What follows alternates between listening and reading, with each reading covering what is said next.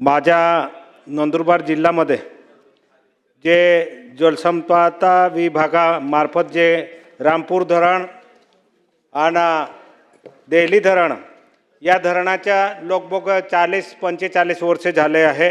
रामपूर धरणाला आतापर्यंत 80% काम करून त्याच्या देयत्व मंजूर नाही, तर माझ्या सरकारला विनंती आहे का ते देयत्व ताबडतोब मंजूर करून देण्यात यावे।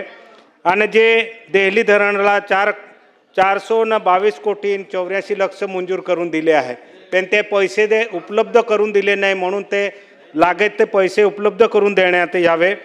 आणि नंदुरबार जिल्ह्यामध्ये अक्कलकुवा तालुका हा गुजरातच्या बाउंड्रीवर आहे आणि गुजरातच्या बाउंड्रीवर असताना पोलीस स्टेशन आमचा जो पोलीस निरीक्षक आहे त्याच्या मोठ्या प्रमाणात भ्रष्टाचार चालू आहे। ते गांजा असेल, ओपीन असेल, सट्टा, पत्ते, दारू एवढं खुलेआम तिथे चालत आहे। म्हणून माझ्या शासनाला विनंती आहे का ताबडतोब त्या अधिकारीला निलंबित करायला पाहिजे, हे मागणी करतो। कारण असे भ्रष्ट अधिकारी आहे माझ्या ज्या गुजरात आणि महाराष्ट्राच्या क्षेत्रावर आले तर मोठा भ्रष्टाचार होतो आहे, म्हणून माझी विनंती आहे।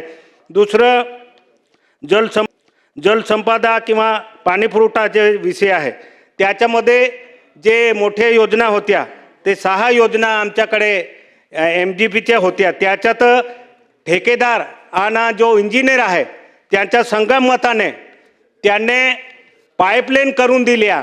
जेवढे योजनाचे पैसे होते तेवढे डायरेक्ट 5 कोटी 6 कोटी 7 कोटी उचलून घेतले आणि मोठा भ्रष्टाचार झाला। म्हणून त्या डेप्युटी इंजिनियर ताबडतोब त्याला निलंबित करून ते जे एजन्सी आहे त्यांना सुद्धा काळी यादीत टाकण्यात यावे। एवढेच बोलून माझे 2 शब्द समाप्त करतो। जय हिंद, जय महाराष्ट्र।